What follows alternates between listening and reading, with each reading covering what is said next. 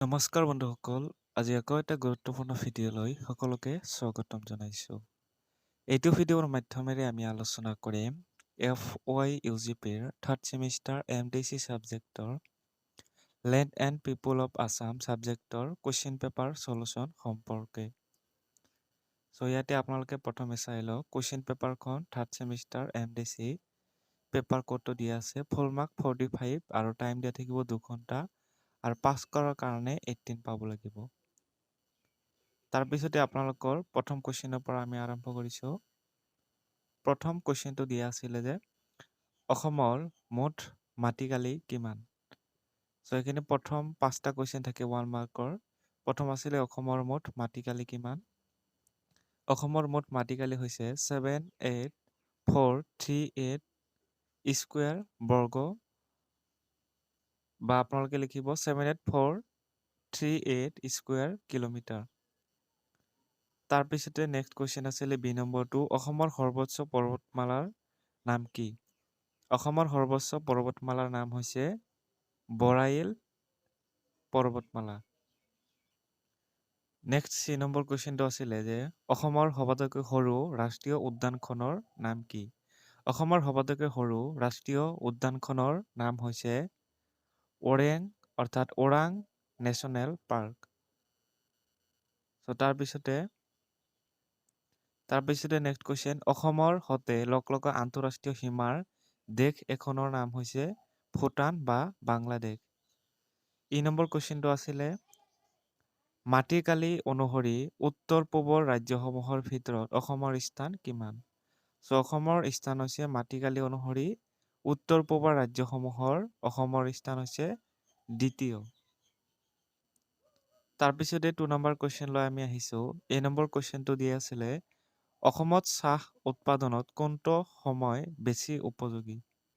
আপোনালোকে চাব অসমত চাহ উৎপাদনত যিটো সময় বেছি উপযোগী সেইটো হৈছে মে মাহৰ পৰা জুলাই মাহলৈ। মে মাহৰ পৰা জুলাই মাহলৈ এইখিনি যি সময়, এই সময়ত অসমত চাহ উৎপাদন বেছি উপযোগী। নেক্সট কুৱেশ্যন বি নম্বৰটো আছিলে অসমৰ আটাইতকৈ পুৰণি তেল শোধনাগাৰ কোনটো?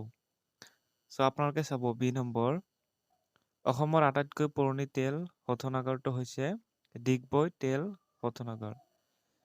চি নম্বৰ আছিলে অসমৰ দুখন বিশ্ব ঐতিহ্যৰ ঠাইৰ নাম লিখা। আপোনালোকে লিখিব অসমৰ দুখন বিশ্ব ঐতিহ্যৰ ঠাইৰ নাম হৈছে কাজিৰঙা এণ্ড মানাস। এই দুটা লিখিলে হ'ব, কাজিৰঙা আৰু মানাস। নেক্সট ডি নম্বৰ কুৱেশ্যনটো আছিলে অসমৰ কোনখন নদীক অসমৰ দুখ বোলা হয়? ডি নম্বৰ, ব্ৰহ্মপুত্ৰ ৰিভাৰক অসমৰ দুখ বুলি কোৱা হয়। তাৰপিছতে ই নম্বৰ কুৱেশ্যনটো আছিলে 2011 চনৰ লোকপিয়ল মতে অসমৰ মুঠ জনসংখ্যা আৰু জনসংখ্যাৰ ঘনত্ব কিমান?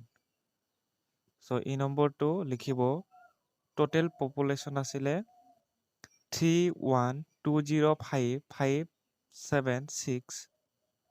এইখিনি আছিলে আপোনালোকৰ জনসংখ্যা। তাৰপিছতে দ্বিতীয়তে আছে জনসংখ্যাৰ ঘনত্ব, অৰ্থাৎ ডেনচিটি যিটো আছিলে, ডেনচিটি হ'ব 398 পাৰ্চন পাৰ স্কুৱেৰ কিলোমিটাৰ। নেক্সট কুৱেশ্যন আছিলে এফ নম্বৰ, অসমৰ দুটা প্ৰধান ভূমিস্খলনৰ কাৰক লিখা। যিকোনো দুটা কাৰক লিখিলে হ'ব এফ নম্বৰ, প্ৰচণ্ড বৰষুণ আৰু দ্বিতীয়তে লিখিব ভূমিকম্প।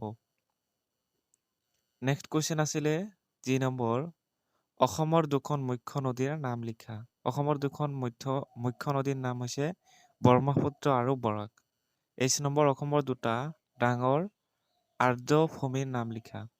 এইচ নম্বৰ, সোণবিল আৰু চান্দবী।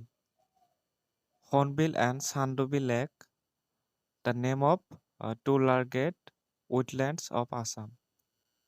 তাৰপিছতে নেক্সট কুৱেশ্যন আছিলে জনসংখ্যাৰ ঘনত্ব উলিওৱা সূত্ৰটো লিখা। জনসংখ্যাৰ ঘনত্ব ইকুৱেল টু আপোনালোকৰ ওপৰত থাকিব টোটেল পপুলেশ্যন আৰু তলত থাকিব টোটেল লেণ্ড এৰিয়া। এইখিনি আপোনালোকে জনসংখ্যাৰ ঘনত্বৰ সূত্ৰ বুলি ধৰি ল'ব। নেক্সট কুৱেশ্যন আছিলে 3 নম্বৰ যিকোনো 4টা লিখিব লাগে। প্ৰথম কোৱেশ্চন আছিলে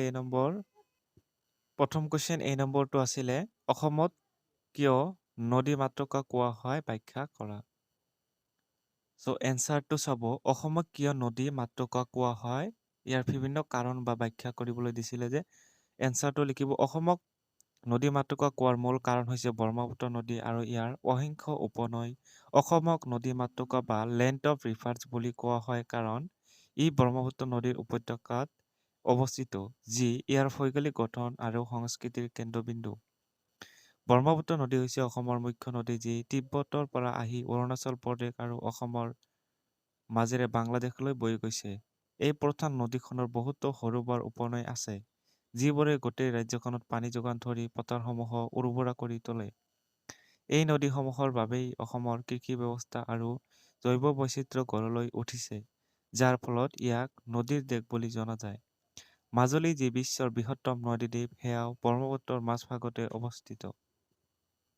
তাৰপিছতে নেক্সট বি নম্বৰ কুৱেশ্যনটো আছিলে যে অসমৰ অৱস্থিতিৰ তাৎপৰ্যৰ ওপৰত এটা টোকা লিখা। অসমৰ বিভিন্ন স্থানত বিভিন্ন ধৰণৰ ইতিহাসৰ সামগ্ৰী বা উদ্যোগ ইণ্ডাষ্ট্ৰী আদি কৰি বিভিন্ন ধৰণৰ নেশ্যনেল পাৰ্ক আদি ধৰণে আছে। চ' ক'ত কি আছে সেই বিষয়ে লিখিব লাগে।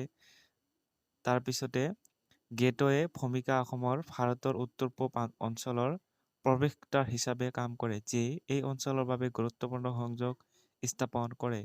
ভূ ৰাজনৈতিক গুৰুত্ব, ভৌগোলিক বৈচিত্ৰ্য, ৰাষ্ট্ৰীয় সংযোগ। চ' এইবিলাক আপোনালোকে লিখিব। নেক্সট কুৱেশ্যন আছিলে অসমৰ জৈৱ বৈচিত্ৰ্য সংৰক্ষণৰ গুৰুত্ব লিখা। চ' অসমৰ জৈৱ সংৰক্ষিতৰ যিটো গুৰুত্ব সেই বিষয়ে লিখিব লাগে। অনন্য প্ৰজাতি কাজিৰঙাৰ এশিঙীয়া গড়, বাঘ, হাতী, সোণালী লাংগুৰ আদিৰ দৰে বিলুপ্তপ্ৰায় প্ৰজাতিৰ আশ্ৰয়স্থল। পৰিৱেশগত স্থিৰতা ইয়াৰ বিশাল বনাঞ্চল উডলেণ্ডছ আৰু নদীয়ে জলবায়ু নিয়ন্ত্ৰণ, বানপানী প্ৰতিৰোধ আৰু মাটিকালিৰ উৰ্বৰতা বজাই ৰাখে। অৰ্থনৈতিক মূল্য, তাৰপিছতে সাংস্কৃতিক ঐতিহ্য। চ' এনেকুৱা ধৰণৰ বস্তু বা সামগ্ৰী বা জীৱবিলাক অসমৰ জৈৱ বৈচিত্ৰ্য সংৰক্ষণৰ কৰি ৰাখিছে। চ' ইয়াৰ ফলত বা ইয়াৰ কাৰণ হিচাপে অসম চৰকাৰৰ গুৰুত্বৰ অৱদান বিশেষকৈ আছে। তাৰপিছতে শেষত আছে বৈজ্ঞানিক গুৰুত্ব।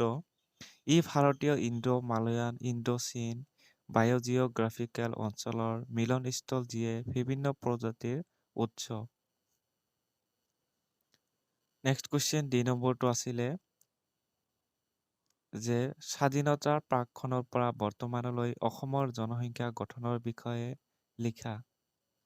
চ' এনচাৰটো লিখিব ঐতিহাসিক বৃদ্ধি স্বাধীনতাৰ আগৰ পৰা অসমৰ জনসংখ্যা যথেষ্ট বৃদ্ধি পাইছে যি বিভিন্ন কাৰণ যেনে প্ৰাকৃতিক বৃদ্ধি, প্ৰব্ৰজন আৰু ৰাজনৈতিক কাৰণৰ ফল। জনসংখ্যাৰ আধিক্য জনবহুল ৰাজ্যসমূহৰ ভিতৰত অন্যতম যাৰ ফলত সম্পদৰ ওপৰত চাপ বাঢ়িছে, জনসংখ্যাৰ গাঁথনি আৰু প্ৰব্ৰজনৰ প্ৰভাৱ। চ' যিহেতু যিকোনো 4টা লিখিব লাগে চ' 4টা ইয়াতে দিয়া হৈছে। চ' বাকী কুৱেশ্যনখিনি চাই ল'ব। অসম এখন অন্যকৰ মাজত ঐক্যৰ দেশ ব্যাখ্যা কৰা। F নম্বৰ ভূমিস্খলন মানে কি বুজা স্থানীয় উদাহৰণেৰে লিখা। নেক্সট কুৱেশ্যন ক্ষীপ নগৰায়নে জলবায়ুৰ ওপৰত ভাবুকি সৃষ্টি কৰিছে ব্যাখ্যা কৰা।